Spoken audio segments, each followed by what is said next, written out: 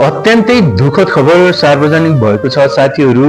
नेपालका वीर गोर्खालीहरू जुन निम्स टोजा, निम्स राई लगायत अन्य 6 जना पर्वतारोहीहरूको आज निधनको खबरले सिङ्गो देश रोएको छ। जुन पाकिस्तानको ब्रड पिक भन्ने हिमाल आरोहण गर्ने क्रममा हिउँ पहिरोले बगाएर 6 जनाको नै मृत्यु भएको खबर सार्वजनिक भएको छ साथीहरू। निम्स राई उहाँले त इतिहास लेखाइसक्नु भएको थियो।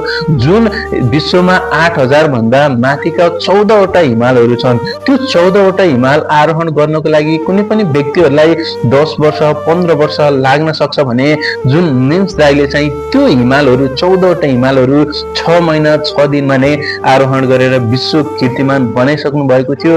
उहाँ जस्तो व्यक्ति अब आउनु होला नआउनु होला, तर उहाँले नेपालको जुन आरोहण, जुन पर्यटक क्षेत्रमा उहाँले जुन त्याग बलिदान गर्नुभयो, उहाँलाई हामी सदैव सम्झनेछौँ र उहाँ लगायत अन्य 5 जनाको लागि पनि हामीले चिर शान्तिको कामना गरौँ, हार्दिक श्रद्धाञ्जली व्यक्त गरौँ। उहाँहरूको नाममा हामी सिङ्गो देश नेपालले नै केही न केही उहाँलाई सम्झना लायक काम गर्नुपर्छ। उहाँहरूको नाममा केही न केही कुनै पनि कुराहरू सिर्जना गरेर चाहिँ राखिदिनुपर्छ नेपाल सरकारले, जस्तो लाग्छ मलाई।